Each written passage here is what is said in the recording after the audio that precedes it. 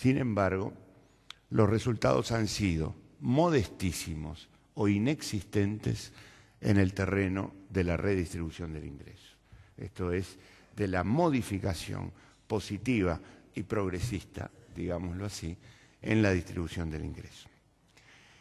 Esto es lo primero que yo quería decir.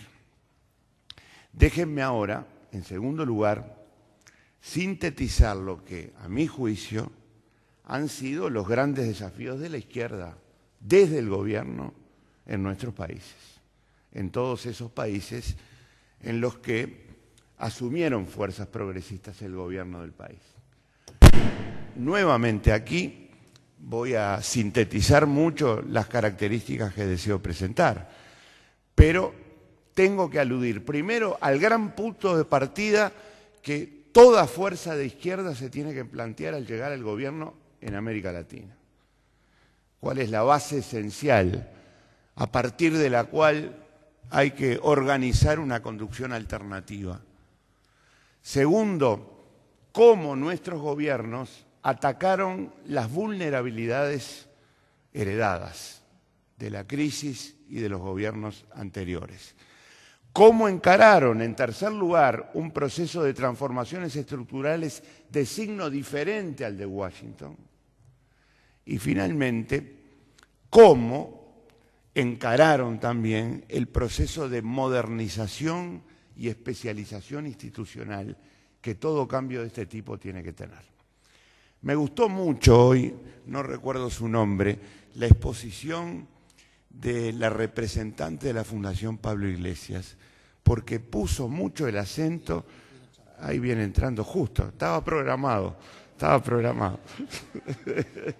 Me gustó mucho su exposición, cuando pone el acento precisamente en esa perspectiva institucional que en muchas ocasiones olvidamos cuando nos tratamos de referir a procesos de este tipo.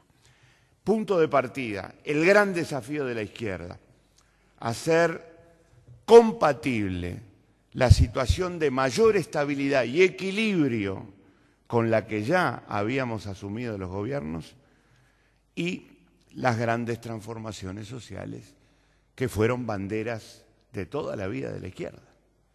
Transformaciones sociales en beneficio, en particular, de los desheredados, de los débiles, de los humildes, de los pobres. No para hacer beneficencia ni dar limosna, sino para practicar el principio de justicia que supone abrir oportunidades equitativas en la vida para todos y en primer lugar para ellos. Y ese es el primer enorme desafío sintético con el que asume la izquierda. ¿Equilibrios macroeconómicos? Por supuesto que sí, pero transformando la sociedad. Esto se puede expresar de otra manera. Muchas veces en nuestros países escuchamos de nuestros adversarios y del enfoque neoliberal, primero hay que crecer, luego hay que distribuir. Muchas veces también, desde sectores ansiosos de la izquierda, escuchamos, distribuyamos lo que no tenemos, pero hay que distribuir. Ni una cosa ni la otra. El punto de partida esencial se puede resumir en la siguiente propuesta: asignar la misma jerarquía a los factores del crecimiento que a los factores de la transformación social. La transformación social no puede ser una consecuencia posibilitada por la política económica, sino que tiene que pasar a ser condición de la política económica. Y al mismo tiempo, la política económica y el crecimiento condición de las posibilidades sociales. Y por eso digo la misma jerarquía. Ni crecer primero y distribuir después, ni distribuir lo que no se tiene. Avanzar conjuntamente, articuladamente en la propuesta de crecimiento y distribución. Lo anterior se ha reflejado en el tipo de combate a las vulnerabilidades que hicieron nuestros gobiernos.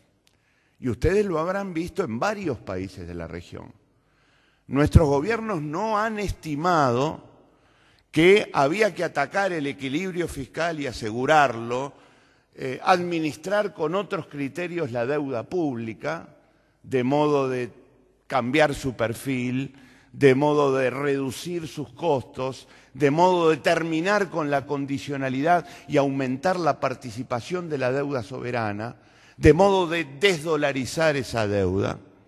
No atacaron junto con ello la vulnerabilidad externa de nuestros países, intentando diversificar nuestros accesos al comercio y a la captación de inversiones, sino que pusieron en el mismo plano la vulnerabilidad social. Y lo han intentado hacer en dos etapas.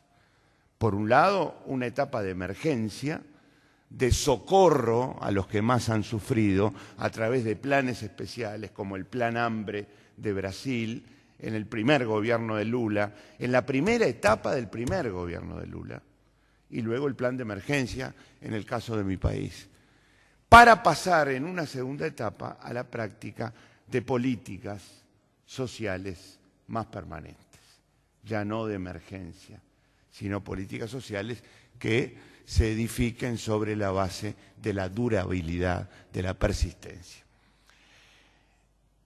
Reformas estructurales de signo contrario, entre las que debo mencionar, en primer lugar, nuevos sistemas tributarios, que América Latina no revisaba hacía décadas, guiados sobre todo por tres criterios, por tres principios. El primero y fundamental en un gobierno de izquierda, el principio de la equidad, de modo de acercar la presión tributaria de la sociedad a la capacidad contributiva de sus miembros. La eficiencia del sistema en términos progresistas, reducir el número de impuestos para hacer precisamente más eficiente todo el sistema. Y no olvidar el estímulo a la inversión, que es la base del crecimiento que nos va a permitir darle sustento material a un proceso de este tipo. Reformas en la administración tributaria, porque por mejor que sea el sistema diseñado, si la administración tributaria no funciona bien, no se cumplen con los objetivos trazados. Reformas en la formulación y gestión presupuestal, sabiendo el papel central que el gasto público tiene que pasar a desempeñar en un proceso de redistribución del ingreso. Proceso en el que, como dije antes, no hemos avanzado, pero proceso acerca del cual tenemos la convicción de que la herramienta fundamental es el gasto público, considerado en su nivel, en su composición, en sus destinos y sobre todo en su calidad. Reformas en el sistema financiero, y hoy más que nunca hay que decirlo, con autonomía de la autoridad monetaria y mecanismos de supervisión duros, fuertes, mecanismos de supervisión que no dejen pasar elefantes, como en los Estados Unidos recientemente.